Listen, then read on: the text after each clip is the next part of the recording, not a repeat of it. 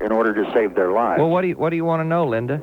I want to know what it is they say, and what is this big secret ceremony. If I can read it in the library, why can't he say it on the radio? And why are people calling in and threatening, and why are they so upset? I mean, I know, my uncle would have just sooner died, and if it was in the library, then why would he care to say it? I don't understand that. Well, that's what I'm trying to explain. That a lot of Freemasons, most Freemasons know that the ritual can be had, that somebody can read it if they wish. In my library, I have 7 different books that spell out the Masonic ritual. But they preserve the secrecy. They keep the oath of secrecy and have private meetings, as I'm saying, as a matter of tradition. This is in remembrance of the men who had to meet in secret and had to have secret signals and recognition in order to preserve their lives. Kind of like the martyrs who died for a religion. Yes, exactly right. Now let me ask you this, Linda. I can understand exactly what you're saying, because I was also raised a Catholic, and I was told the same thing you were. Stay away from the Masons. I remember one time my uncle owned a jewelry store, and he had a beautiful Masonic ring, and I asked him if I could buy it, and he says, Catholic boys don't wear that kind of thing, and I asked him why, and he didn't know. But anyway, what harm is it somebody having a secret anyway, Linda? I don't know why you're so upset. I think what bothers me about it is not the fact that they have a secret, it's the fact that they act like it's a big secret. I mean, if it's printed everywhere, you can see anything in the Catholic Church by walking in and seeing it. But what I'm saying here, Linda, is what harm did it do? I mean, what harm did it do to your family? Okay, then why do people react so violently when they know you're going to do a show on it? I don't know. Let's put it this way. Years ago, in the papal bull I talked about, there were condemnations of secrecy. The ritual is now so well known to the Catholic Church, they no longer condemn the Masons for secrecy. The current objection to Freemasonry on the part of the Catholic Church has now boiled down to one item. And this is in print, and I have the proclamation from the Vatican in my library. And it says that that no Catholic can become a Freemason because the Freemasons recognize all religions as being equal. Yeah. That the Roman Catholic Church, being the one true religion, can only be damaged by being considered equal rather than supreme. Now, Linda, I got to wrap this up quickly because I got a lot of calls. But wait a minute. Just hold on a minute. I just want to wrap this up very quickly and ask you one question, and that's what I've been trying to get at for the last 5 minutes that I've been talking with you. What harm did it do? Well, I think it's because it separates people and makes people think that if everything is in the open, then you're not satanic and all that. If it had always been in the open, then it would have gave people the right of free choice, and you wouldn't have just taken what your family said to be just gospel. Okay, and I appreciate your call, and I know a lot of people have your sentiments, Linda. Drive carefully. We'll talk again. Yeah. I'm talking from Chicago, and the numbers here are that 12% of all the Freemasons in Chicago are Roman Catholic. No kidding. Yeah. And we're in one of the largest Freemasonry areas in the country, I understand, here in Atlanta and in Georgia. Yes. And we will talk more about Freemasonry. But maybe we'll talk a little bit about this oath. Heck, if it's available in the library, I don't see any problem with talking about it here on the air. Yeah, we got Masons on the phone. We're going to talk to all of you here in just a moment. Our guest is John J. Robinson, who wrote the book Born in Blood, The Lost Secrets of the Freemasons. It's 8:40, and this is AM-750 WSB. Thank you, Wes. I understand that Wes is going to be doing a local program on Freemasonry in a few weeks, so you want to be sure to listen to him to find out when that date is, and he'll have some local folk talking about this. Our guest now is John J. Robinson, the author of Born in Blood. And our next caller is going to be... did you have a comment that I didn't give you the chance to make, John, before that break? No, only it's interesting. This lady who is a Catholic is objecting to Freemasons because she says they're dividing us all. And the first caller was unhappy because he said the Freemasons are trying to join us all. Interesting. You're damned if you do and damned if you don't, right? Next call is John in Smyrna. And, John, you're on AM-750 WSB, and I understand you are a Mason. Hey, yes, Paul, I am a Mason. And let me make one thing clear, that Masonry is not a secret organization. It is an organization with some secrets.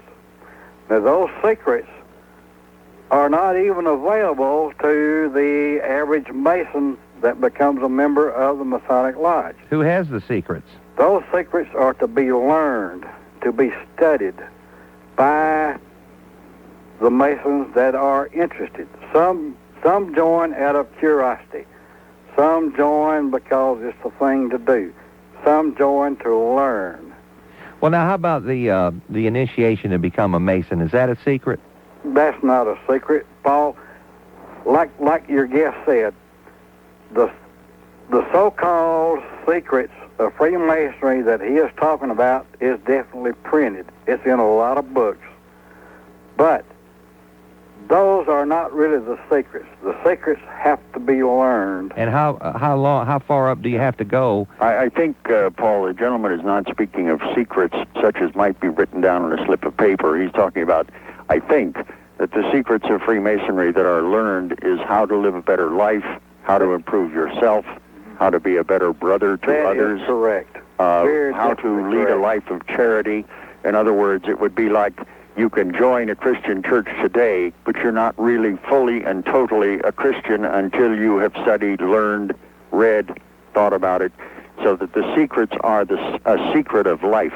The secrets of life is correct. The secrets of life and how our life represents our true Lord, which is the great architect of the universe, which he is the one true and only God. Is that Jesus? Sir? Is that Jesus Christ? Jesus Christ? To some Masons, it is. It is, correct. That's correct. To a Jewish Mason, it is not. That's to right. a Muslim Mason, it is not. Correct. So the idea is, I've got a Mason on the phone. Let me see if I can state this and see if he would agree with me. Okay. That the Mason is urged to attend his own church and participate in it. It is in the church that he enriches his spiritual life. The beliefs of all the great moral religions indicate that a certain amount of your life is to be spent helping those less fortunate, correct, to help the poor, correct, to feed. So you would get your spiritual strength in your church, and then you come to the lodge and have the opportunities for charity and brotherhood that help you live that way. So that in the eyes of the Freemason, Freemasonry then becomes the ideal partner of any moral religion. That cannot be expressed any better, and I thoroughly agree with it. Like I said, the secrets of Masonry are not learned in books. They're learned through study. And you can ask any Mason that participates in his Masonic Lodge, and he will know that there is one almighty supreme being. All right, I appreciate your call, John. I guess you're glad that we had our guest on tonight, huh? Oh, very much so. Paul, I could go on and on. Yeah, I know you could, and a lot of other people could, but you know I'm not going to let you go on and on and on. You know that. You know that a talk show host is not going to let you go on and on and on. But only one thing: ignorance of the people that do not know about Masonry. Well, there's always ignorance in the world, and I guess it's going to be maybe very many centuries before we get out of that. But I do thank you for your call, John. And nothing personally against you, but I can only go on and on for about 2, 3, 4 minutes. Next caller is Tom in Calhoun. You're on AM-750 WSB. One observation I'd like to make, and I'd like to ask your guest to comment on a couple of things. The observation I would make is that unless I'm terribly misinformed, early Christians had to have secret recognition devices and means of recognizing one another when they were being persecuted in public. You're absolutely correct. Mm-hmm. So in this business about secrecy being so terrible, had it not been for the secrecy in the early days, there'd be no Christian church now. That's true. Are you a Mason, Tom? Yes. Okay. Anything you want to say about anything that's been mentioned so far? No, not really. I would like to ask your guest to comment on two things. One, secret organizations in the Catholic Church, particularly the Knights of Columbus. Why the Knights of Columbus? To me, I always thought Knights of Columbus was just the Catholic version of the Masons. Well, as a matter of fact, you're right. It was formed by a Father McGivney in Hartford, Connecticut, to give the young men of his parish an alternative to Freemasonry, since Catholics weren't allowed to join. Yeah, but you know, I used to be Catholic, or I guess if being like a Jew. Once you're a Catholic, you're always a Catholic. But to me, all the Knights of Columbus guys did is have a big time and drink. Well, inside they had private meetings. They had first, second, and third degree. In World War I, they added a fourth degree based on patriotism. But the church didn't object to them as a secret society because there's a priest attached to every chapter of the Knights of Columbus, so they had no secrets from the church. But there are other secret societies. There's a Catholic secret society that is operating around the world and in America today called Opus Dei. Means is Latin for the work of God. They have the extraordinary thing that at their initiation, they are handed a brown bag that contains a short piece of knotted rope and a spiked chain. And with the rope, they are to beat themselves every Saturday, the day before their Sabbath, to beat out sinful thoughts. Oh. And the spiked chain is to wear around the leg under your clothing. And it has a screw that can be used to tighten it so that it creates pain with every step. Oh. And if your mind needs cleansing real bad, you can tighten it up so that it hurts worse. Boy, what does the Pope think of that? He is, so far, all in favor of it. That sounds like those guys in Iran with the Ayatollah that used to beat themselves with chains. So there are elements of the church that still believe in self-flagellation. Well, there's an additional organization, I believe, called P2. P2 was kind of a nickname or an abbreviation in Italy and in Europe. Propaganda meant public relations, in a sense. And there was a lodge called Propaganda Due, which is P2. Which several popes have belonged to. Hey, I got to run, Tom. Okay. One other thing I'd like him to comment on. Real quick, and then we'll get the answer in a moment. The founding fathers of America who were involved in Masonry. Yeah, well, isn't the Masonry symbol on the dollar bill? Well, some Masonic symbols, but for example, George Washington was the Grand Master of the Grand Lodge of Virginia, and on from that, your guest can comment better than I. Yeah, we'll get him to comment on our founding fathers. Now, wait a minute. If our founding fathers were Masons, and a lot of fundamentalist Christians always say that the founding fathers were like born-again Christians, I see a problem here. Oh, boy, we're learning a lot tonight, huh? Our number in Atlanta is 872-0750. Outside of the area, 1-800-WSB-TALK. I guess we could probably get away with talking about some of the initiation ceremonies of the Masons and the Shriners. Might be interesting. I'd love to find out stuff. Maybe we'll do that a little later on AM-750 WSB. A Knight Templar, then he's eligible to become a member of the Ancient Order of the Nobles of the Mystic Shrine. I think it's called the Ancient Arabic Order of the Nobles of the Mystic Shrine, and be a Shriner. So the Shriners, in order to get to be a Shriner, you have to get to the top of the Masons. Yes, and but it is essentially a fun organization. It's to have a good time, but at the same time, its primary purpose is to support 19 hospitals for crippled children and 3 burn centers for children, which are remarkable to me in that they have no billing department. Wow. There's no way that you can pay for anything. That's why when you see a Shriner standing out in traffic, you want to give them $1 and give them some money, right? That's what it's for. The IRS has rated charities in this country for the percentage of money they collect that goes to the actual charitable purpose, and the Shrine hospitals are number 1.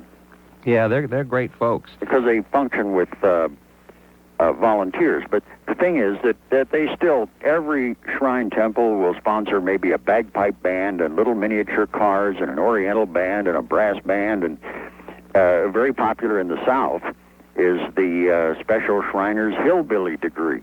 And instead of having a chapter or a lodge, it's called an outhouse. So you can get a hillbilly degree and be an outhouse number 6. I love it, y'all. And Ken in Hiram, Georgia, you're on AM-750 WSB. Yeah, Paul, I was a Mason for 10 years, and then I became a Christian. Well, when people become Christians, they sure change, don't they? Yeah, well, let me tell you why, though. I started noticing what type of people was not in the lodge. For example, there ain't no blind people, no crippled people, no poor people, no mentally retarded people, no Negroes, no women. They're all excluded because they're considered unsuitable for the lodge. Is that true? Not totally. I mean, because I know some Masons who are in wheelchairs, and some of the lodges have admitted black members, but there's an unusual structure in this country that almost nobody knows about. The largest black fraternal society in the United States, and you can get a PhD in black studies without knowing anything about it. And that's a system known as Prince Hall Masonry that is totally black, that has 250,000 members and was founded by a freed slave who became a Freemason in 1775. So Prince Hall Masonry is older than the country itself, and that is made up entirely of black lodges. Yeah, but as far as I also know of a blind man who was the master of the Linwood Lodge in Cincinnati, Ohio. Yeah, but was he blind before or after? No, he was blind before he was in the line, and he was raised to master. I don't know of any rule that says that a man who is crippled, I know men, who don't have an arm, that sort of thing. So I just haven't run across that, so I guess I can't comment on it, because what I've seen is to the contrary. Now, I will say that I haven't met anyone who is, you have an admissions committee who are judging people based upon their merits and their qualifications, and can they work toward our goals. I don't know, you probably do, of anyone who ever proposed that a mentally retarded person be brought in. I'm just not aware of that. Hey, thanks for your call, Ken. Okay. And we'll continue right after we find out what's going on. I want to see what the news is all about, and I know you do too. And Bob Glasscoff is standing in the wings. And we're going to talk a little more about what the Masons are all about. We have more Masons on the phone, and we have more people who don't think much of the Masons. Going to the Dogs. Eric Zier announced today he plans to sign a letter of intent to play for the University of Georgia. His 2 years at Marietta saw the Blue Devils undefeated in regular season play. He'd been courted by coaches from schools all across the country. The camera or film you buy at Yosemite National Park may be made in Japan, but the company running the store won't be part of the Japanese economy. The concessions at the national park have been operated by MCA, a Los Angeles-based entertainment company recently bought by the Japanese industrial giant Matsushita.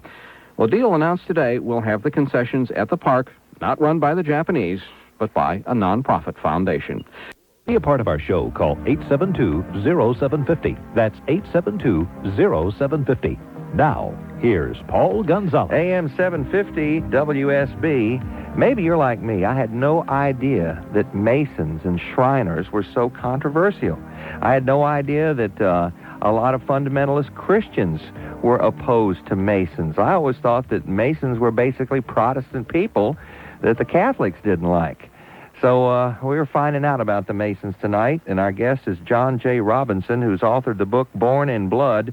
There's probably nobody in the United States who is more knowledgeable and articulate on this subject. In fact, Kirkus Reviews, and that's a big-time reviewing organization, says it's a refreshing piece of scholarly detective work.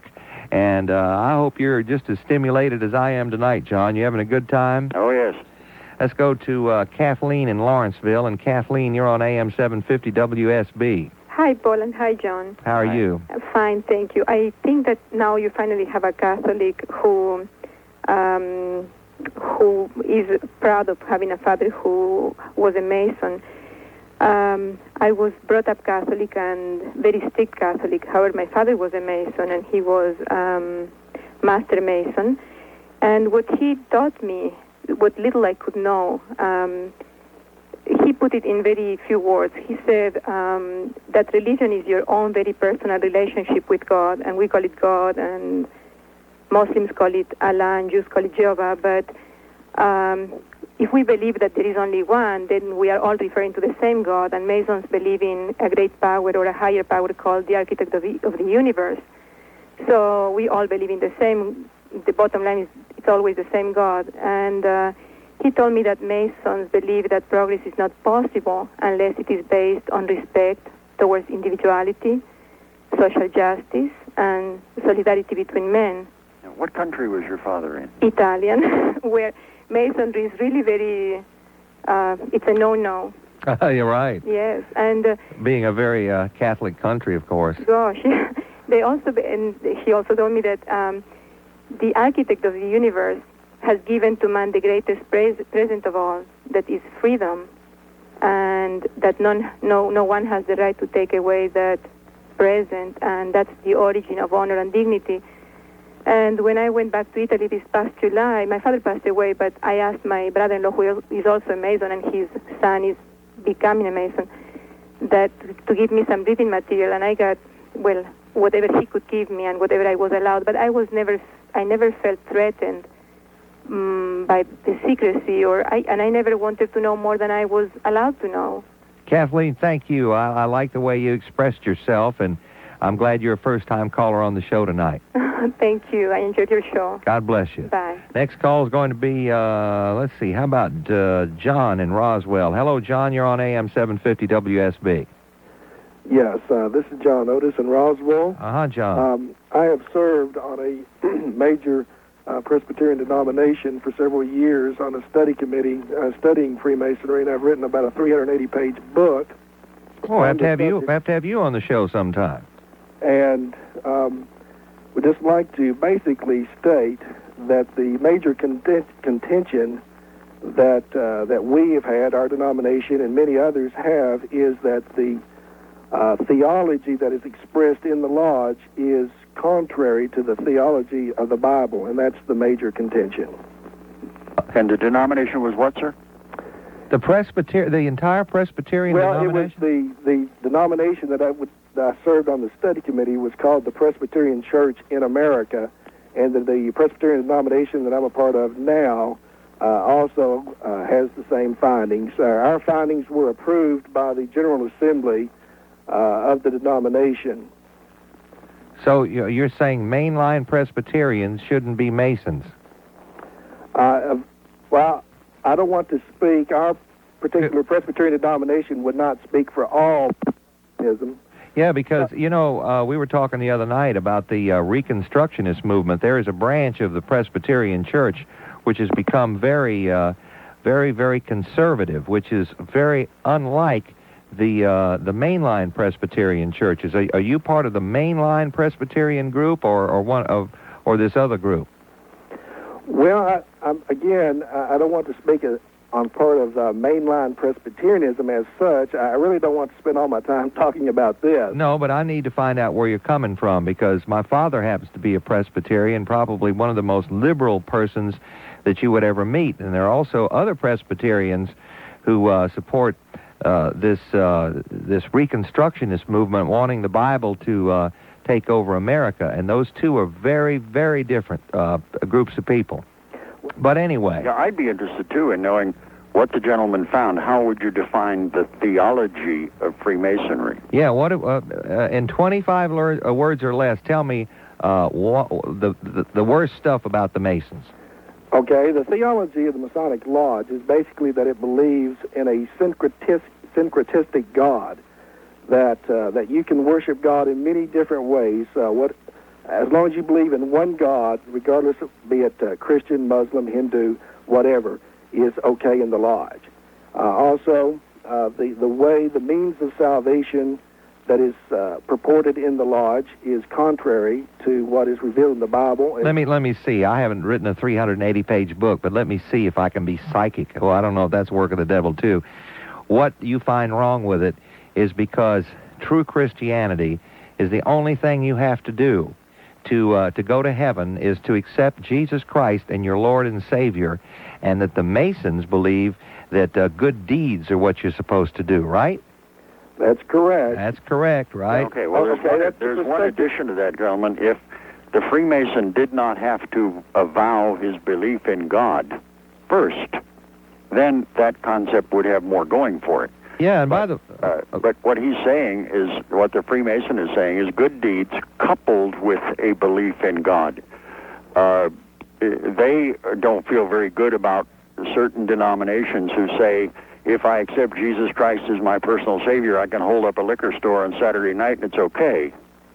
They say that the belief has got to be a way of life, not just, your belief's got to be in your heart and your mind, not just in your mouth. And when you get right down to it, didn't Jesus do good works? I mean, going around and helping people and changing water into wine and all that kind of stuff. I mean, he was the epitome of example of doing good works. For example, in the Royal Arch degree in the York Rite Masonry, there is a part of the ritual whereby they proclaim what is the grand omnific name of God, which is Jabulan, which combines Jah stands for Yahweh, Jehovah, On for Osiris, and B stands for Baal. And the problem that many Christian denominations have is that the God of Freemasonry is not the God as revealed in the Bible. Now, of course, there are going to be those who take exception and say, well, you're speaking a very narrow sense, and they can say this if they like, but the God that is presented in Freemasonry is not the God as revealed in the Bible. And that name is Jabulon? Jabulon. Is that true, John? Well, the first part is true, not the second. They use the term Jabulon, but they don't give it this explanation the gentleman gave. It is an attempt, I believe. Baal is not the name of the devil. Christians made that up later. Baal is the ancient Hebrew word for Lord. The temple of Baalbek in Lebanon, for example. The founder of the Jewish Hasidic movement was the Baal Shem Tov. So it meant Lord. But they didn't want to translate it that way. And, well, you know, I don't want to take up a whole bunch of your time, but Elijah challenged a follower of another god to a duel. Build 2 fires, put a bullock on top. Let's see who can get to start a fire. The other guys tried for hours. They couldn't get the fire started. Jehovah was called down by Elijah. He sent down a bolt of lightning, lit the fire, roasted the ox. So they said, so what happened then was that the Jewish leaders then murdered all the followers of the other guys. And they said, your Lord, your Baal, is the Lord of nothing. He's the Lord of the flies, which in Hebrew is Baal-zebub. So some later Christians, about Victorian times, said, oh, Baal-zebub, that must be the name of the devil. So the devil's name is Beelzebub. And a lot of this junk is just, you know, just sort of made up as people went along. I think I would have to say, maybe the gentleman would disagree with this, the God of the Freemason is his own God. If you are Jewish, you bring your Torah with you and take the oath. If you're a Muslim, you take the oath on the Quran. You're a Christian, you can take the oath just on the New Testament if you wish. Each man takes his oath as a member on his own holy book and follows his own religion. But John makes an interesting point. I never heard of this before. Do they call God by a different name? There are a lot of references. This was an attempt to make a composite name, which was a stupid thing to do. As Christians, as we say, the Creator, the Most High, we have other ways to refer to God. The Freemasons refer to him as the great architect of the universe, the all-seeing eye, as shown on the back of the dollar bill. Oh, yeah, there's These are references to God, but they are attempts to avoid a name of God that would offend other members. I mean, remember, what we're trying to do here is they're trying to have a brotherhood where men of various religious faiths can get together, can be together.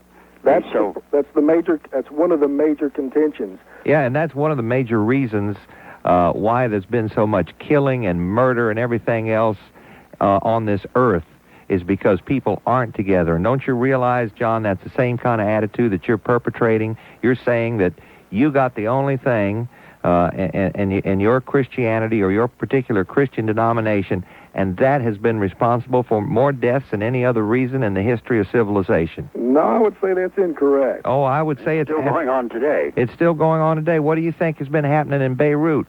2 guys get up in the morning, they eat the same kind of breakfast, they wear the same kind of clothes. One of them's a Muslim, one of them's a Christian. They go out after breakfast and they kill each other. What do you think's going on over in the Middle East with the Arabs and the Israelis? What do you think's going on in Northern Ireland with car bombs and all that kind of stuff?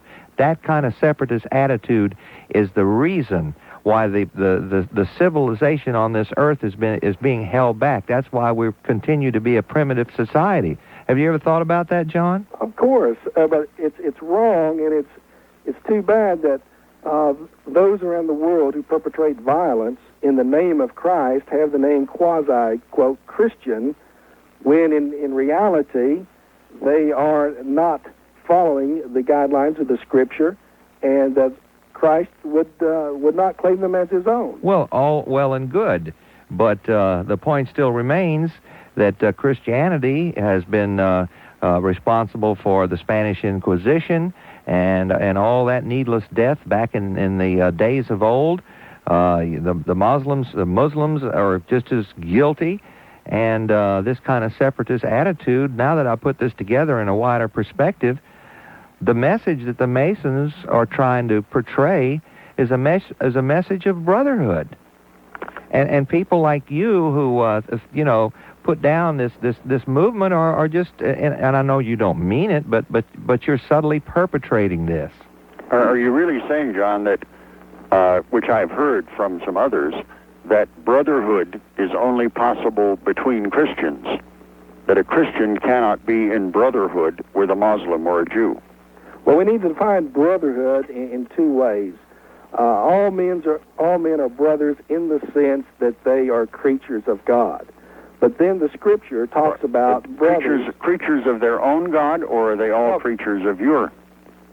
Well, creatures of God as they define Well, we put it this way. Do the Jews and the Muslims and the Sikhs and the Buddhists worship a false God?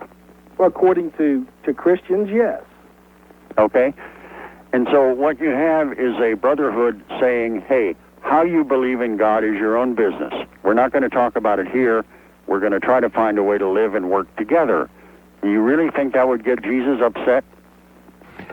And on that poignant phrase, we're going to tell you about the weather, and then we're going to get some reaction to what the last gentleman just said. I'm not saying that John purposefully wants there to be hatred and murder on the face of the earth, but I want you and all the other people who think as John does to think about that. Think about what has been responsible for all the deaths on the face of the earth. It's been religious organizations. And most people who are in a religious organization don't want that. But the attitude that we got it all and you ain't got none, and if you don't believe the way do, you're going to hell, that's why you have fanaticism in Iran. That's why you have fanaticism in Lebanon and Syria, and yes, here in the United States. Our AM-750 WSB exclusive Weather Center forecast. Join us for all the news, weather, sports, and traffic tomorrow morning, Wednesday, on Atlanta's Morning Show on AM-750 WSB. AM-750 WSB. And, I have a lot more respect for the Masons after the show tonight than I ever had before, because like many of you, I had no idea what they were for. But if indeed what John Robinson says is correct, and I have no reason to believe that what he says is incorrect, then the Masons have a better way and an example for people all over the world. This separatist attitude that our religion is better than yours, my goodness, as you were telling me during the break, John, what about the blowing up of the barracks and all that kind of stuff? Yeah, those are kamikaze Shiite Muslim troops who swear to die for their faith, so a guy doesn't mind driving a truckload of explosives into the Marine barracks. And, Indira Gandhi was murdered by Sikhs, S-I-K-H, Sikh tribesmen who felt that their religion was being put down. They assassinated Gandhi, so the Hindu army shot up their temple.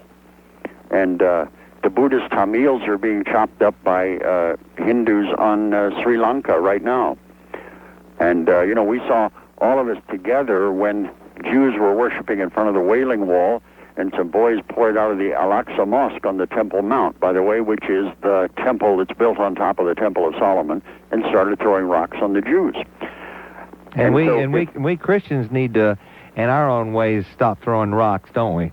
Yeah, well, if we don't find a way to sit down and work together and say to somebody, okay, I respect how you feel, because all of these great religions have charitable works as part of what people are ordered to do.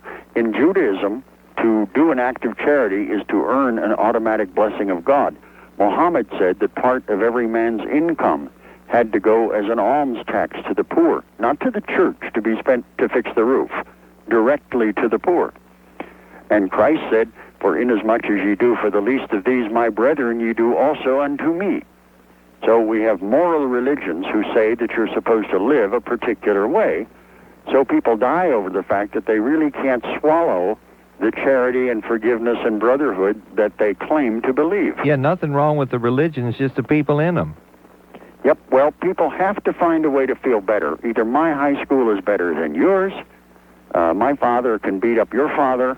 They're just an absolute compulsion to try to seek a superiority. So somebody says, my church is right, your church is wrong. How right is your church? Totally. How wrong is mine? Completely. I hear you. Next call is Jackie in Kennesaw, and you're on AM-750 WSB. Hi, I just want to agree thoroughly with the fact that I wish that the world could live in that kind of brotherhood. It would be a wonderful place to be. Makes sense to me. Yes, it does. But I believe that my father was a Mason. I was a Rainbow Girl. The underlying premise, I believe, is service. And I don't believe that you can find another organization, I'm sure there are some, but having been involved, that provides such service to the community regardless of race, creed, color. And you don't have to be a child of a Mason or a Shriner to go to a Shriner's hospital and get that service. Jackie, it's Jackie, I was curious and asked the Shriners if they accept anybody at their hospital. They said, any child. And I said, do you keep track of them? Yes. I'd like to know what percentage of the children are Catholic. They called back and said, in 1990, 52%. Mm-hmm. Wow. Well, that says a lot. Very well, I think, of the organization as a whole, and perhaps we could all learn something. Hey, thank you so much for your call. Mm-hmm.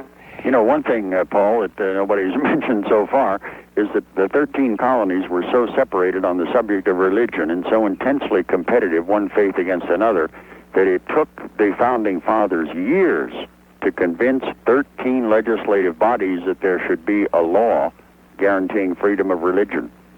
It was not automatic. They had to fight for it. Yeah, and unfortunately, in our society today, there are attacks against that freedom of religion. Oh, well, what the Founding Fathers never contemplated was the rights of atheists.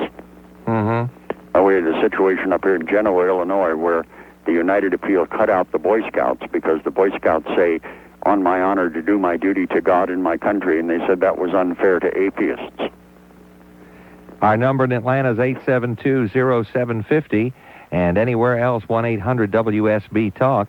You're going to learn more about the Masons, what they believe in just a few minutes. I want to make sure you're with me tomorrow night. I can't wait for our guest to join us, because we're going to take a look at human nature and love relationships. Our guest maintains that women, no matter what they tell you, do not like the so-called sensitive, modern type of guy. They don't like nice guys. Women want men who are jerks, and the guys who are the macho jerks are the ones who are getting more sex. And that'll be coming up tomorrow night.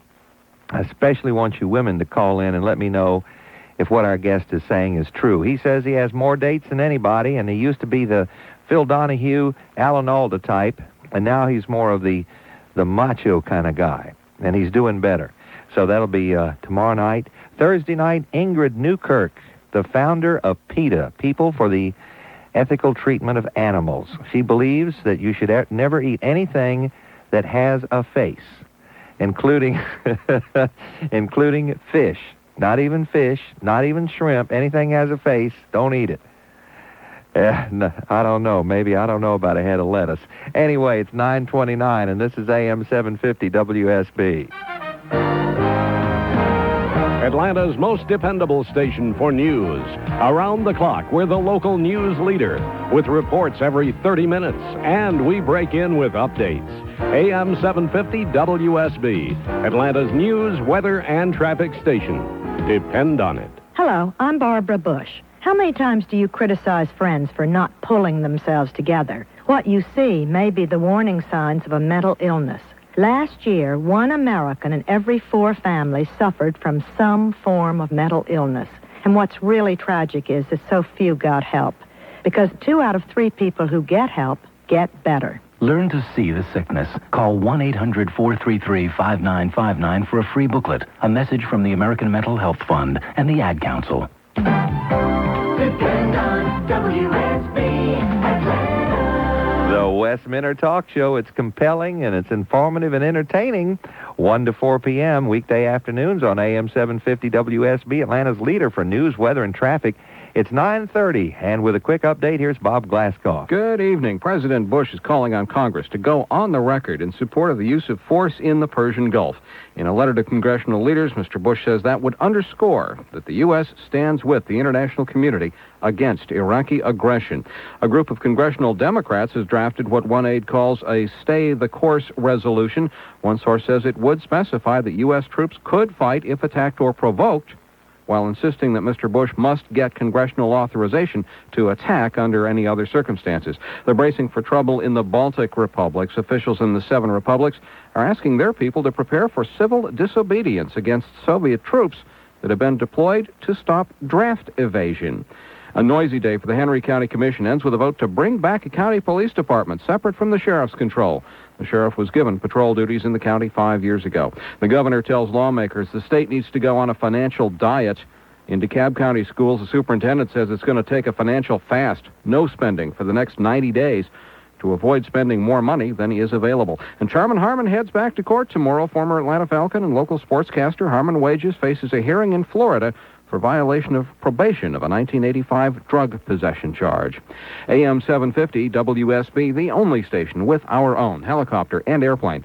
Depend on Skycopter, Skyplane traffic. Now Atlanta's most accurate weather with WSB meteorologist Kirk Mellish. After being in the 60s yesterday, it definitely feels more like January now. The WSB exclusive 5-day forecast, mainly cloudy tonight, low 38. Morning fog tomorrow, then partly cloudy afternoon, high 55, low 39. And the extended outlook Thursday through Saturday, rain possible Thursday and likely Friday, then clearing, windy and cool Saturday, highs around 50. I'm meteorologist Kirk Mellish in the AM-750 WSB Weather Center. At 9:32, the temperature on Peachtree Street, 38 degrees. I'm Bob Glasscock, and if news breaks out, we'll break in. AM-750 WSB. Depend on it. AM-750 WSB. Anything you ever want to know about the Masons, but we're afraid to ask. And even if you ask, they wouldn't tell you, right? Because it's a secret. Our guest is John J. Robinson, author of the book Born in Blood, available at all the major bookstores within the sound of my voice. And David in Boone, North Carolina, you're on AM-750 WSB. Yes, Mr. Gonzales? Just call me Paul, please. Okay, Paul. I'd like to make one comment and ask your guest one question.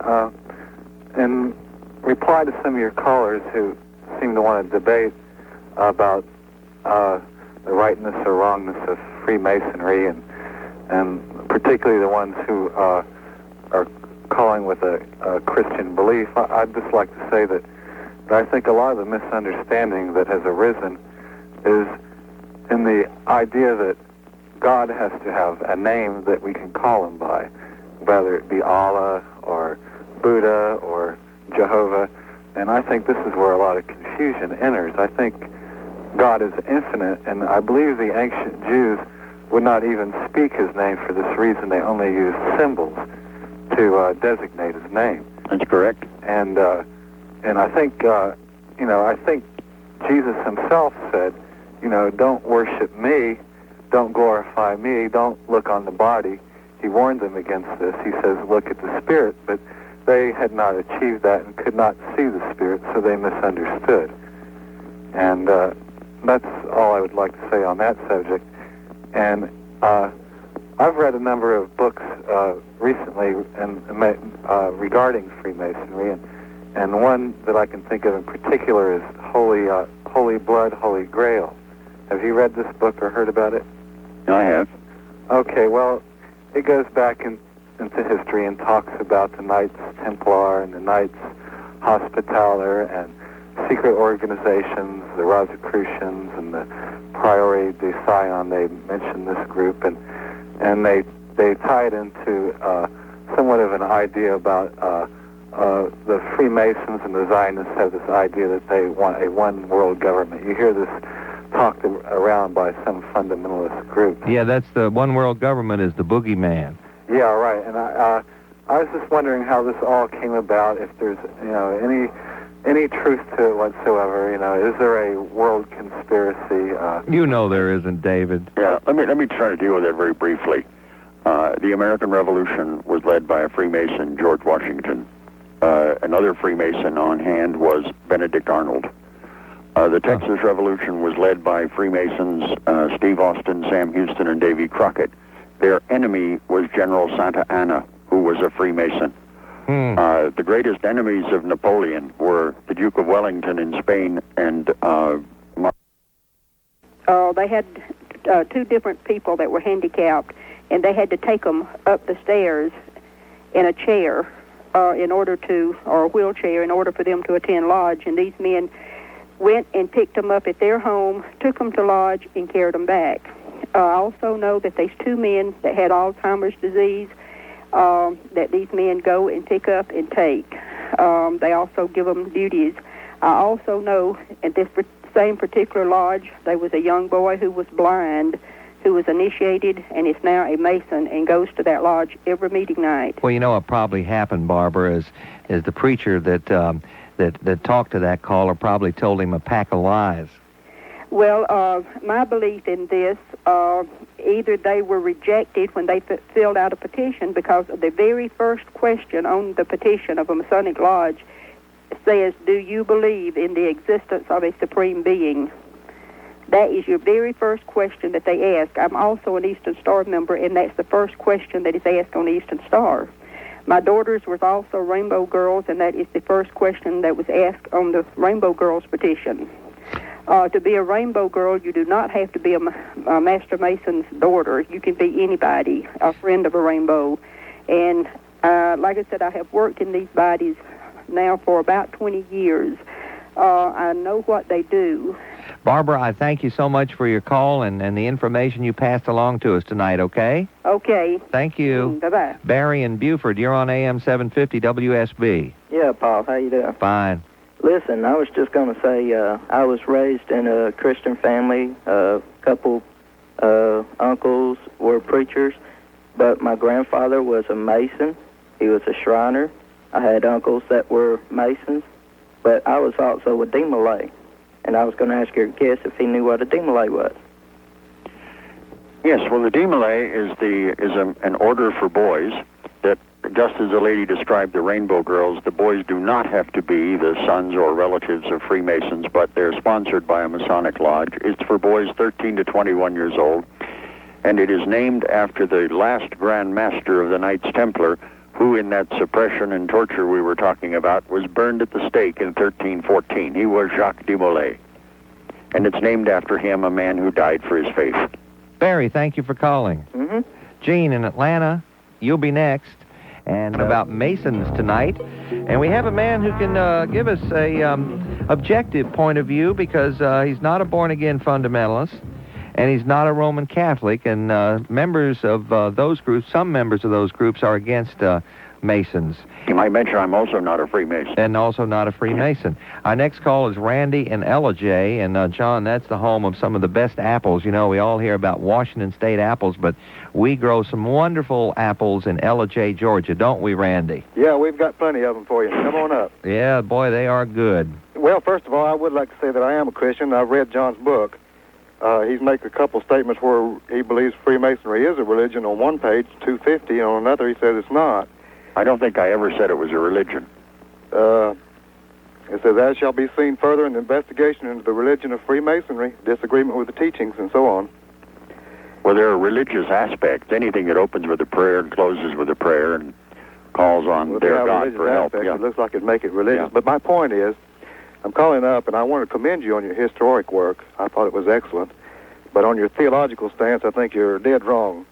All of the major theologians have stood up against Freemasonry, from Dwight Moody, Charles Finney, John MacArthur, General Booth of the Salvation Army, and also most of the major religions. I noticed in your book you said you was neither a Freemason nor a Roman Catholic. Yes.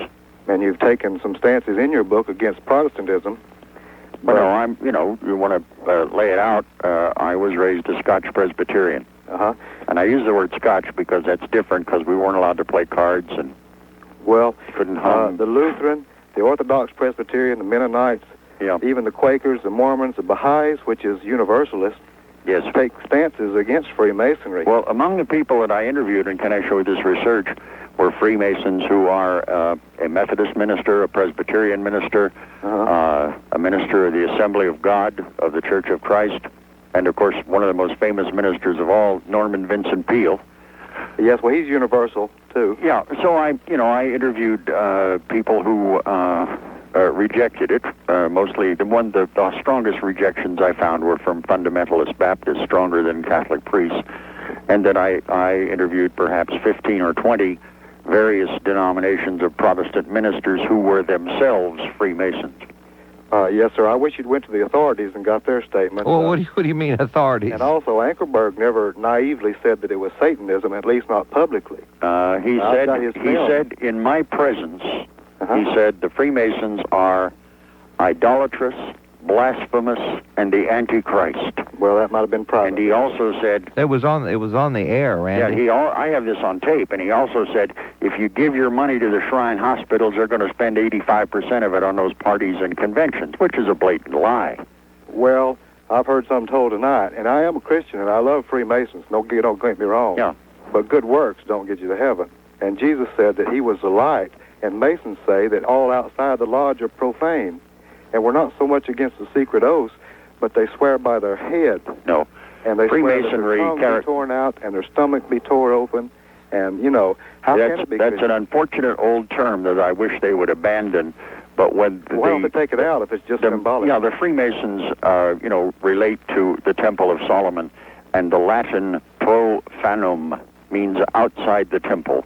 Profane means outside the temple, which means non-members. It's like saying Gentiles.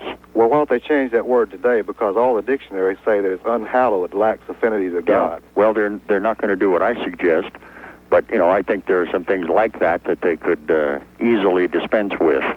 Well, I appreciate your views on the history of Masons, but I think you're bad wrong on the theology. Yeah, but Randy, you used I don't know if you noticed this. You used the term of authorities.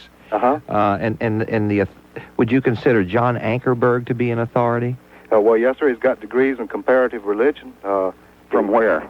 From where? Yeah. I'm not sure. That's all right, because if you look it up, you'll find, it's nothing you ever heard of. But I would say that Finney, Moody, and MacArthur and General... Oh, you mean Moody of the Moody Bible Institute? Yes, sir. Yeah.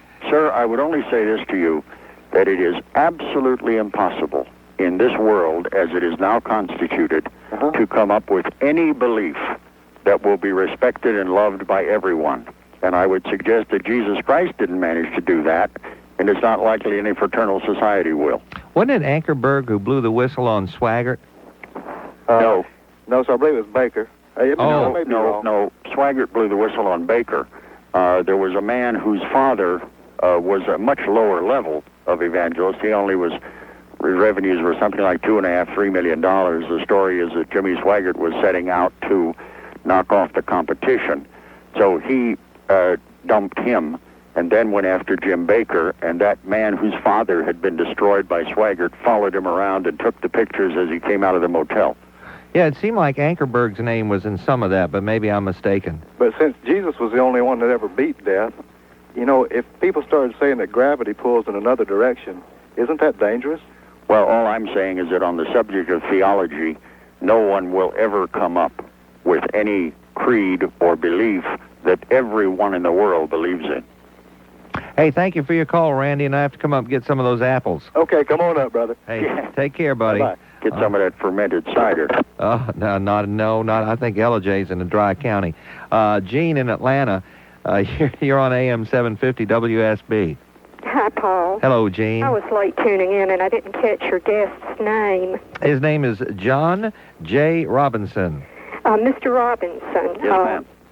I became fascinated with Freemasonry when I was in my late 20s and read everything I could get my hands on. In fact, I'm probably the only woman you'll ever meet who has read the complete Albert Pike book on Scottish Rite Masonry.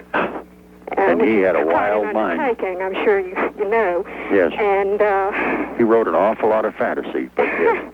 Well, I was wondering if you were familiar with the co-Masonic order. The what? The co-Masonic order, the co-Masons. In what sense? You're talking about the organizations that took in women? Yes. Yes. Yes, I was entered, passed, and raised about 15 years ago. Okay, Gene, we don't need your life story. I'm not being rude, but we got to get to the point because, you had to wait almost almost 45 minutes. So can you get to the point, please? Well, mostly I just wanted to make the point that it is possible for a woman to become a Mason. Co-Masonry is much more prevalent in Europe than it is in the United States, but it's very definitely operative here in the United States. It's a more esoteric order. There's a lot more emphasis on the metaphysical teachings, and I realize that Masonry is traditionally based in the Egyptian mystery schools, but I expect, if the truth be known, that it predates even the Egyptian mystery schools and goes back somewhere into the dawn of antiquity to even possibly the Atlantean or the Lemurian culture. Oh, that sounds interesting, Gene. I wish you'd... That's old. Yeah, I wish you'd send me some information on that. Well, there's a book called The Hidden Life in Freemasonry by C.W. Leadbeater, which gets into the very esoteric interpretation of the symbolism in Masonry. Gene, I do appreciate your call, and I hope you call me again, okay? Okay, thank you. Thank you so much for being a part of the show. Bye-bye. It's 9:49, AM-750, WSB's exclusive weather center forecast. Tonight, cloudy and cool, low 36. Now back to Paul Gonzales on AM-750 WSB. Talking about the Masons tonight. No, not the ones that are union and non-union. You know, that brings me back to the point. Since they're called Freemasons, John, I guess that means they had something to do with building something, right? Well, the central ritual is about the building of the Temple of Solomon. And, you know, it's always a mistake to take allegory and symbolism and take it literally. But many Freemasons did. They took this idea of building the Temple of Solomon, which is the spiritual building the Temple of God, and took it literally, and that's where you find the square and the compasses and Masonic language that has come into our language, like someone being on the square. He's on the level. The level, the plumb line, the compass, the square, all became symbols of Freemasonry, but only after it came public in 1717. Do you know, or does anybody know where it started? I mean, this lady a moment ago mentioned the Egyptians. Yeah, well, the basic thrust of my book is, as a result of years and years of research, I concluded that it was born in a mutual protection society that was started by the Knights Templar who were hiding from the Inquisition in the 14th century. So that would, let's see, 14th century, that goes back before the Protestants, doesn't it? Right. It would be at the very beginning of the arguments with the church. Are most of the Masons Protestants? I would think they would be. Most of them are, yes. Because Catholics are not supposed to join. Right. Well, of course, now, if you go to Mexico, which is they have a saying down there, you can't be the president unless you're a Freemason. There, all the Freemasons are Catholics. That's interesting. That's why Santa Anna was Catholic, probably. Right. The Grand Lodge of Spain that was born. Franco put together a tribunal after he took over Spain to root Freemasonry out of Spain. And as soon as he was gone, it sprang up again. And incidentally, it was forbidden by Adolf Hitler and then by Stalin, so it was supposedly totally wiped out. But a few weeks after Hungary was free, suddenly there was a Grand Lodge of Hungary. Lodges have sprung to life in East Germany. And it leads one to believe that they were meeting underground all the time they were suppressed and, became a true secret society. But they just suddenly popped up again. Next call is Carl in Stone Mountain. Carl, you're on AM-750 WSB. Hello, Paul, and I would like to speak to Mr. Robinson a second, please. All right. Yes, sir. Yes, sir. I'm past master of my lodge and an avid Masonic scholar. I just finished your book, and it was wonderful, sir. I thoroughly enjoyed it. I'd like to also, Paul, address Randy and John. If people, before they would start making accusations, would get their facts straight, Paul, these people have read books by John Ankerberg, and I just finished one. Yeah, John is a classic bigot, too, isn't he? I studied it thoroughly, Paul, and I found at least one error on every page of his book, and most of them were outright lies against the Masonic fraternity. The message of John Ankerberg's book is keep those checks coming in, and if you haven't got the checkbook handy, just tell me your Visa card number.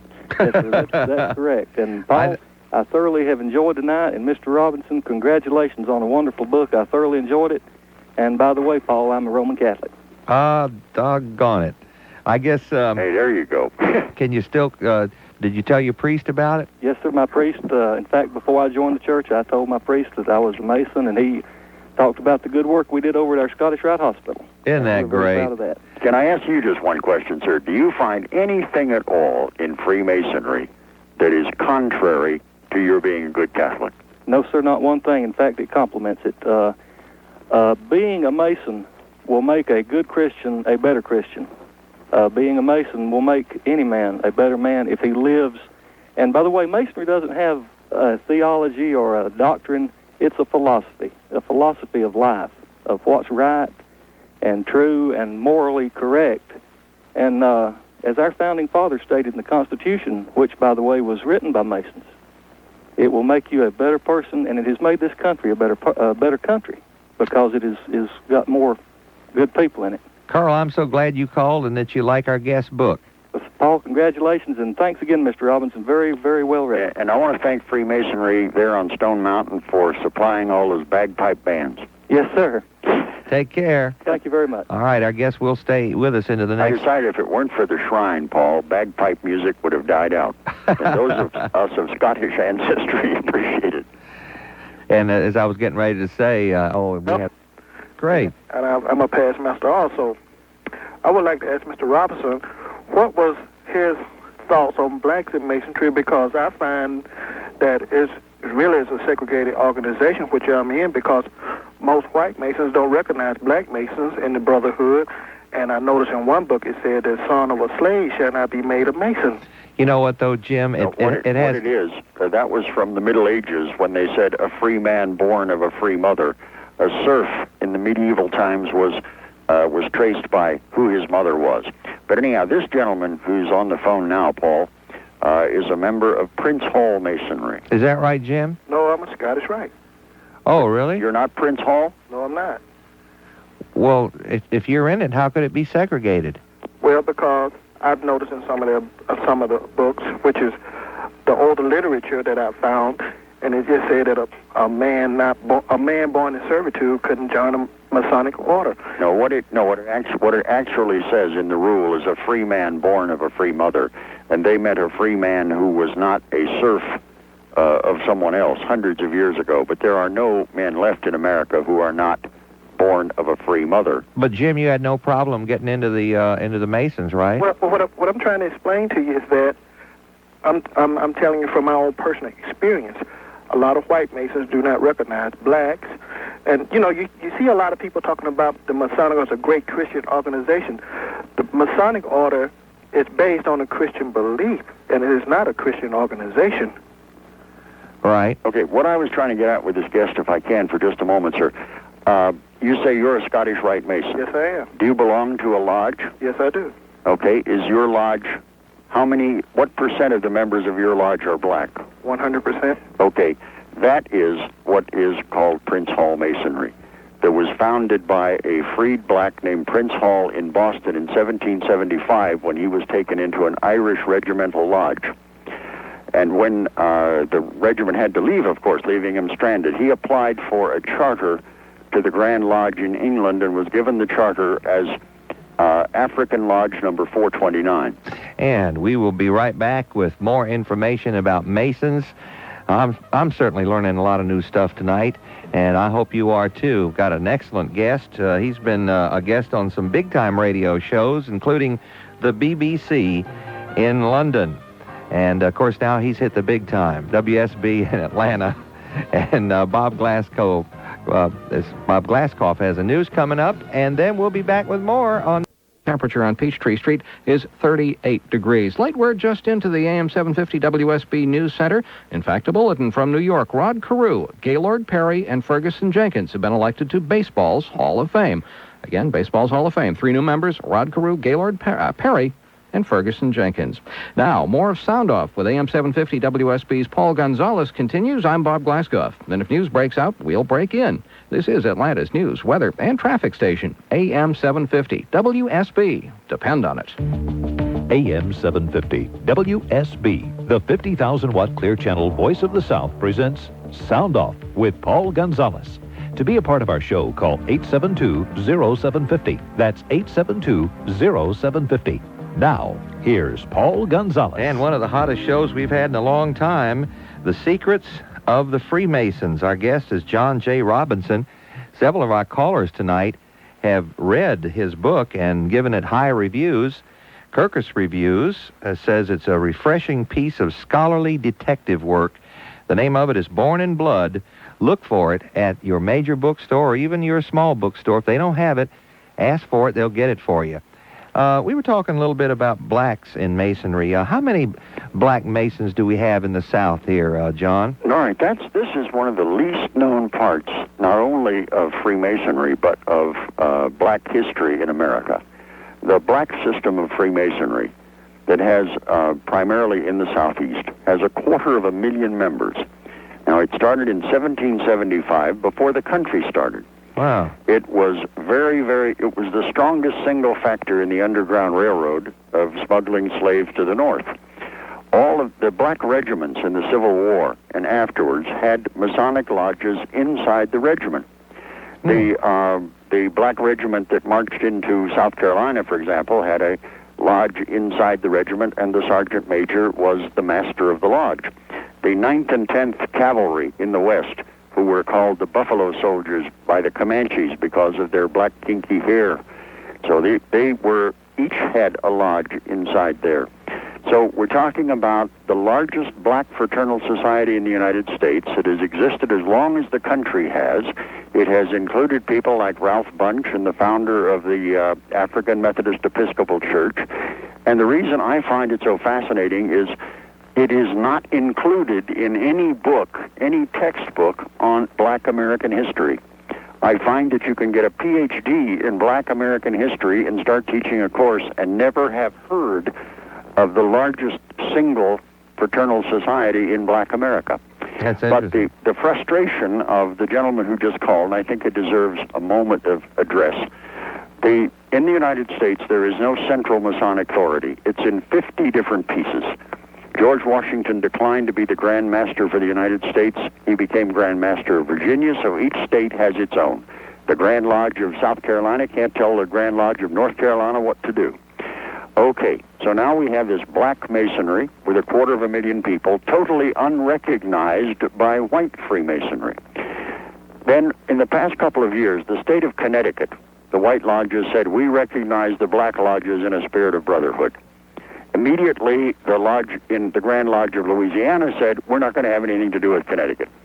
But then the state of Nebraska said, we recognize black Masonry. Then Wisconsin, then Washington. Louisiana laid back.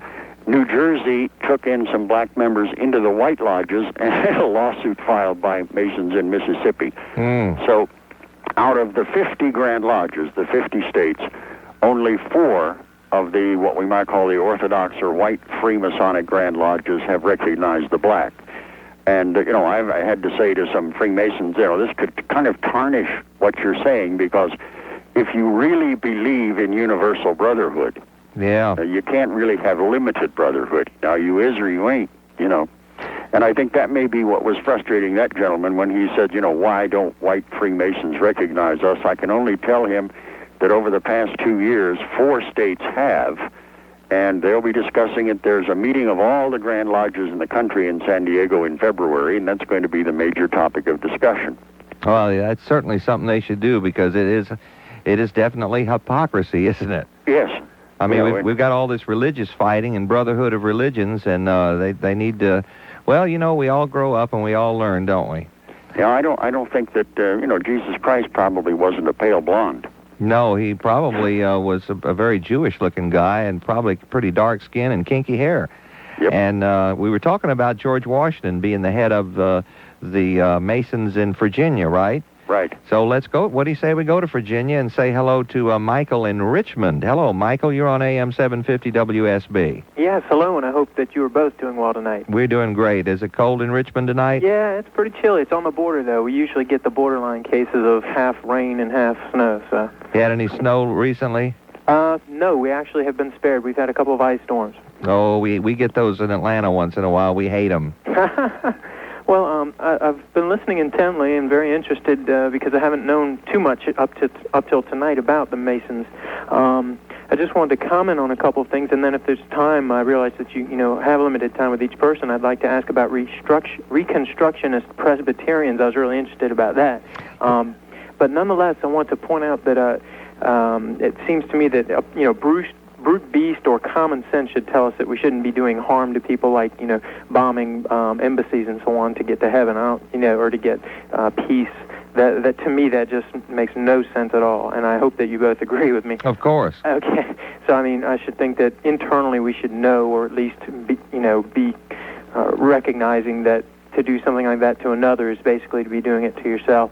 I think the point that the man made earlier about the distinction between myself and you all as being brother creatures of the Creator as compared with brother heirs of eternity according to the faith of the Bible, I think that's a very valid and important distinction. I cannot speak for those who know the Quran. I cannot speak for those who know other faiths as far as that's concerned. I'm coming straight from the Bible, what little I do know. And we got to get to the point here. I'm sorry? I said we need to get to the yes, point. Yes, sir. Well, that was one of my points, is that I thought I appreciated his distinction there, and I think that it is important. Also, Jesus did, and I think we should make truth the priority. I think that when we make good works or what we consider love or ritual the priority, I think that we ultimately will lose track, because the cutting issue that Jesus brought up was that he has a unique demand on us in that he proclaims himself as the door and the only way to forgiveness.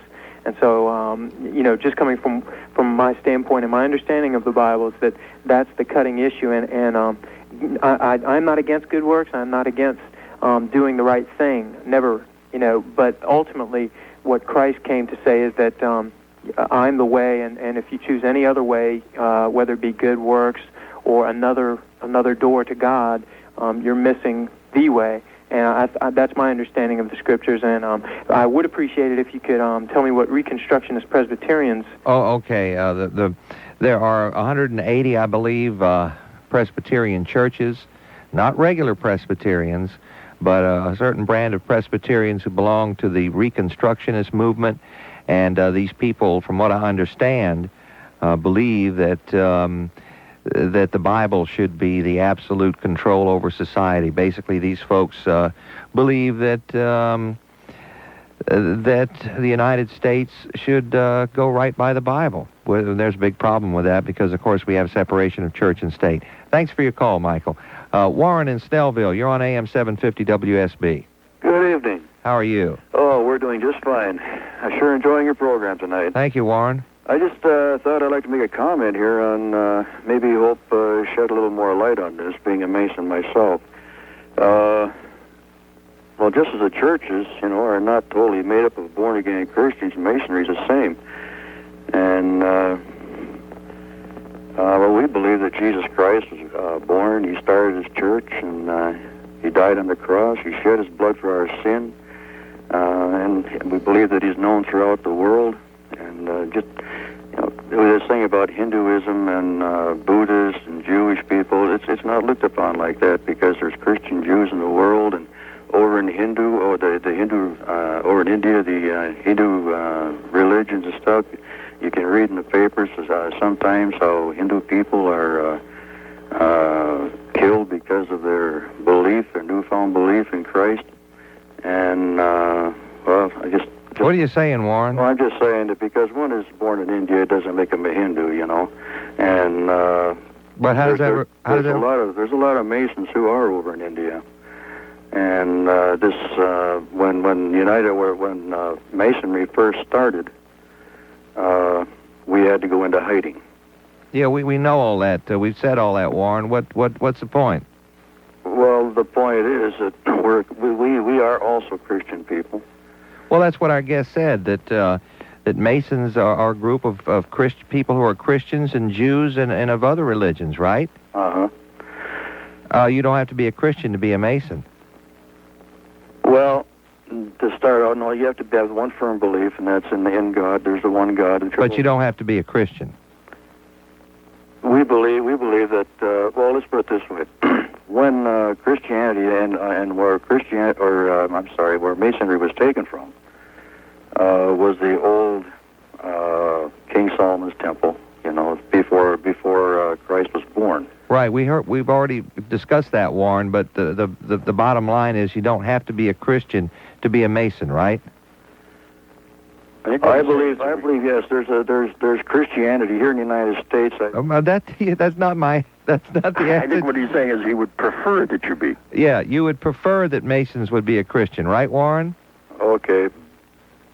Right? Belief in the deity is what you need, the supreme being. Okay, Warren, thank you very much. 10:17, and this is AM-750 WSB. At home, in the car, or at work, check AM for all you need to know. It's AM-750 WSB. Speed.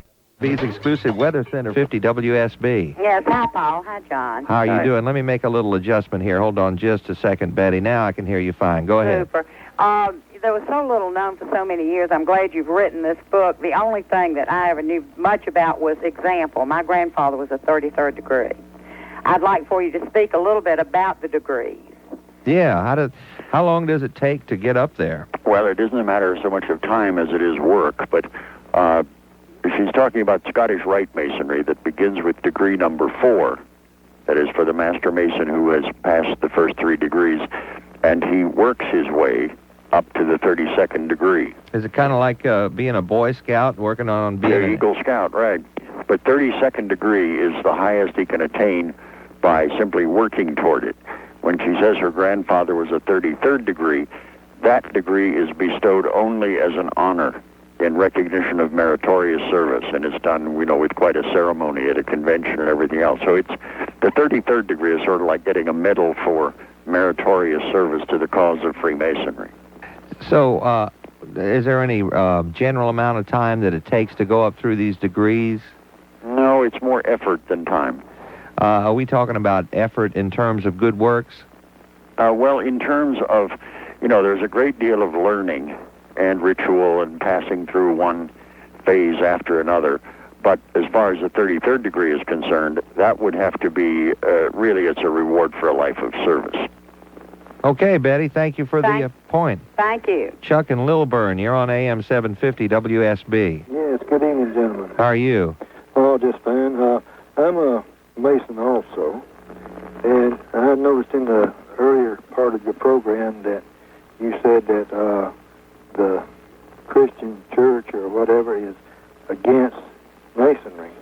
The Catholic Church and also some fundamentalist Christians. I had some reading in material myself that where this priest was also a 32nd degree Mason also. Is that possible, John? A priest? Yeah. Yes. And he also belongs to the Knights of Columbus at the same time. Yeah, there is no prohibition against Catholics in Freemasonry. And, if any Catholic, the one gentleman who called and said he was a good Roman Catholic and master of his lodge, there would be, when you say, is it possible, I would have to say yes, because if the priest's own order, his own superiors, would permit him to join, he would then be free to climb as high as he liked. But the Pope doesn't forbid it. They just... No, they actually forbid it. But it isn't enforced very well. I see. The verbatim language that the Church uses today is that any Catholic man who becomes a Freemason is in a grievous state of sin and may not approach Holy Communion. Technically, he couldn't even have Christian burial. But they enforce it in the United States with something less than the fervor with which they enforce the use of contraceptives. Oh, that's a good parallel.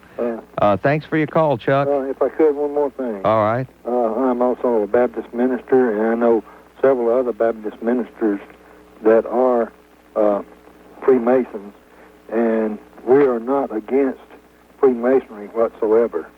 And I uphold Freemasonry to the highest point of excellence because there's so many Christian people that does belong to it.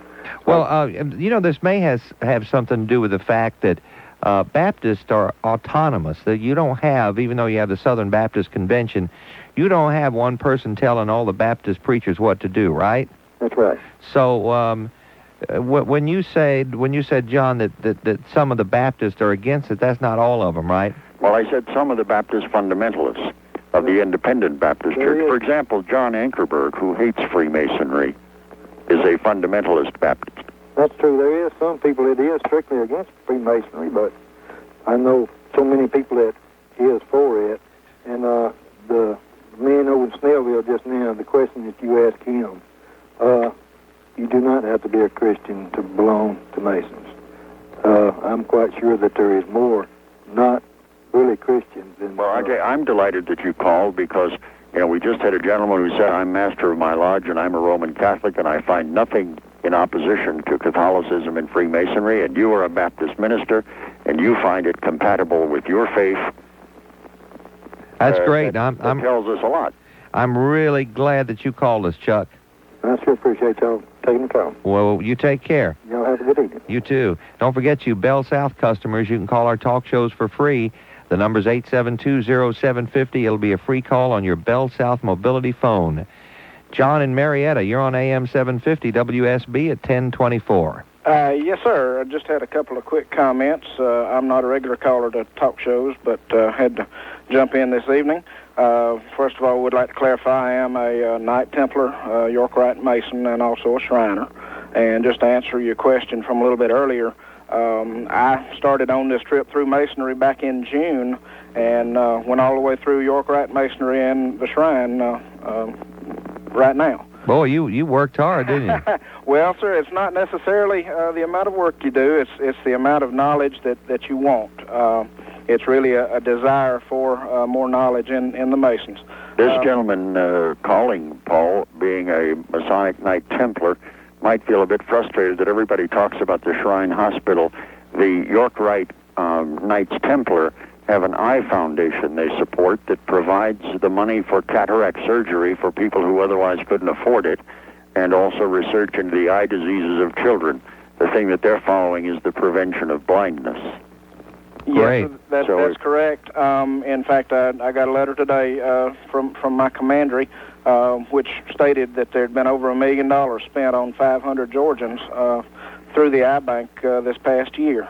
That's great. Do a lot of great things. One thing I wanted to clarify, a couple of callers had called earlier and mentioned that they were Masons and then they became Christians and they no longer felt like they could be Masons. Well, I'm just the opposite. I was a Christian before I became a Mason, and I'm still a Christian. I feel like it complements rather than conflicts with my religious beliefs. Why do you suppose there's so much disagreement and so much prejudice that we've been hearing tonight? Well, sir, I feel like that most objections are just born in ignorance. They don't understand, so they tend to talk bad about it just because they don't understand it.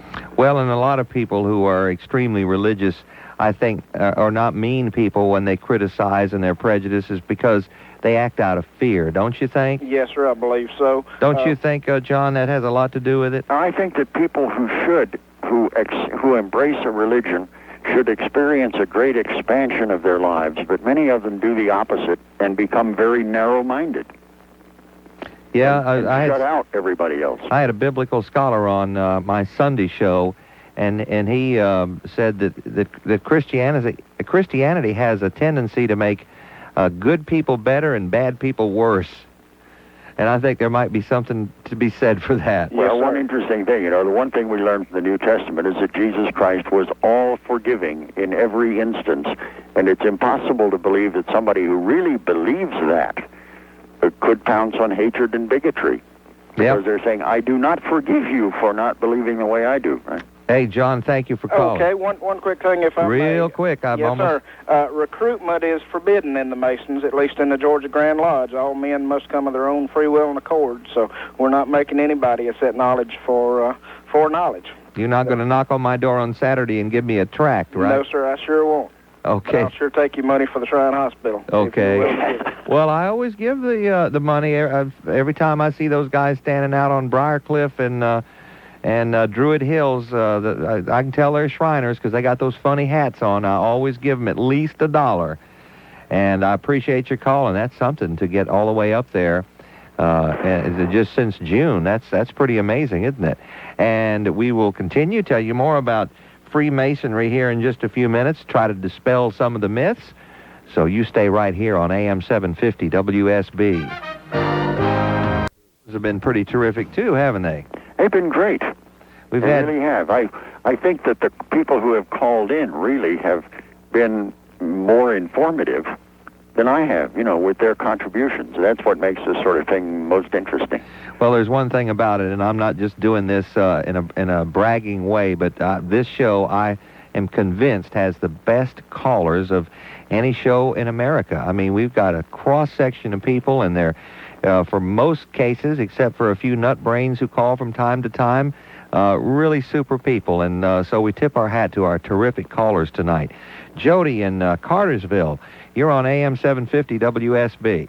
Hey, pal, how you doing? All right, Jody. I'd just like to comment on Freemasonry from a Christian perspective, and I am a Baptist, and as a matter of fact, our church is in the Southern Baptist Convention. And my father's a Mason, and uncle and girlfriend's grandfather's a Mason, and so as a youth coming up, I, attended spaghetti suppers and such as that. But I believe the brother in Virginia laid it out as plain as could be said. And I'd like to elaborate on that. Can you do it briefly? Sure. The problem, you wonder why the Christians have a problem with it. And I believe it would be, while certainly we don't condemn the good works at all. We're glad for the hospitals and all as that.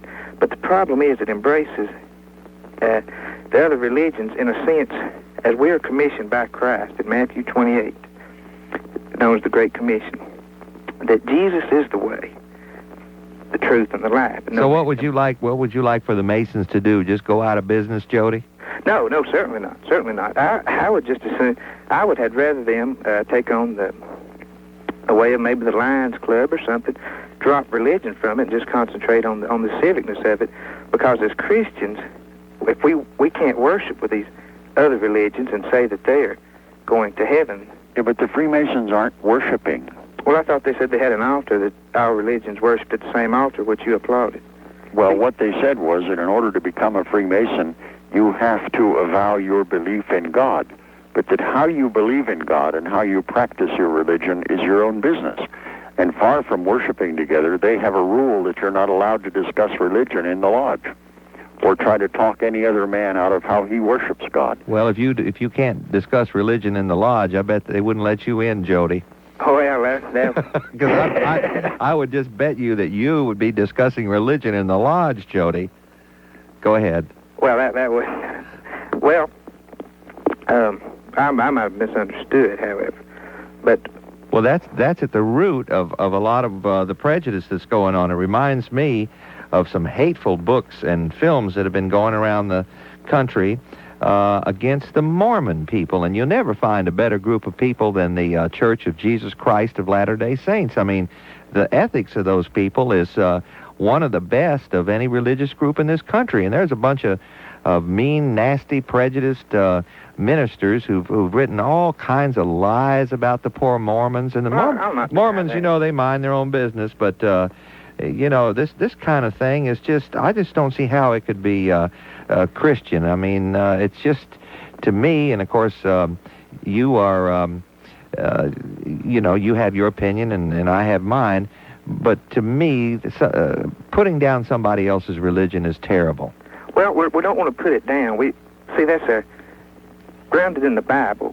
We're taught to evangelize. Evangelism is at the basis of our faith as compared to other faiths. Well, there's nothing wrong with that. But if somebody, is not a Christian, you still got to respect them as being good people and not be so worried about who's going to heaven and who's going to hell. And I'm certainly worried about that. Unfortunately, you sound like a nice fella.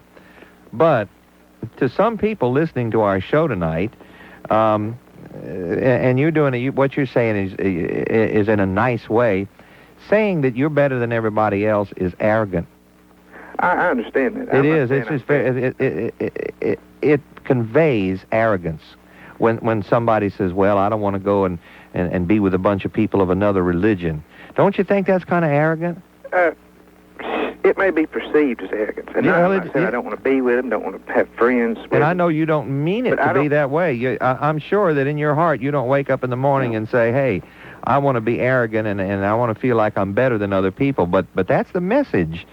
That in other times and in other countries, that has gone so far as to say only the members of our faith are allowed in the polling booth. Well, sure, let me just leave this thought with you. Jesus told the Pharisee Nicodemus, you must be born again. Religion aside, you must be born again. That's what the Bible teaches. And he also said, judge not, lest ye be judged. Thank you very much, Jody. Walt in Morrow, you're on AM-750 WSB. Yeah, Paul. First off, let me tell you, I've been a Mason for 36 years, and I'm a past master of my lodge. I think the main thing that the Catholic Church is the main ones that are having the controversy about the Masonic organization. First of all, the Masonic organization is not known to be put before your church to start with. It's based on the Bible. I've attended the Methodist churches. I've attended Baptist churches. And if you were a Mason, you could hear a lot of times when they're preaching a sermon parts of what is going on in the Masonic organization. And there's another requirement, too, that a lot of people do not know about the state of Georgia. To belong to the Masonic organization, you cannot own a saloon or tavern or anything that sells liquor. Uh-oh, what are the poor Shriners going to do? They like to have a few from time to time. Well, the Shrine organization is just, you have to belong to the Masonic organization up through either the Scottish Rite or the Knights Templar to go into the shrine. You know, that you brought up an interesting point there, Walt. This says what we kind of touched on before, John, that Masonic lodges are totally independent, and I can see how a Masonic organization in a state like Georgia could have a rule about not owning a saloon. Well, as a matter of fact, that one happens to be nationwide. That in the basic lodges that form the base of Freemasonry, the first 3 degrees, the 13,000 lodges, there is no alcohol. Now, how about, I went to a Shriners, I was the judge in a beauty contest, which took place at a shrine function, and it seems to me they had wine in there. Oh, yeah. The shrine is not a part of basic Freemasonry. In other words, you have to be a Master Mason in your lodge before you can move on to the York Rite, Scottish Rite, and earn the right to become a Shriner. But they are not under the Grand Lodge of the state. So it's the basic so-called symbolic Masonry or Blue Lodge Masonry of the first 3 degrees that is the basic infrastructure of the Masonic order. Then when you go off into these so-called appendant degrees, the side orders, they are not functioning under the authority of those lodges, so they can deviate from what the lodge says. Walt, anything else real quickly, because I got to run. Yeah, that's Masonic organization.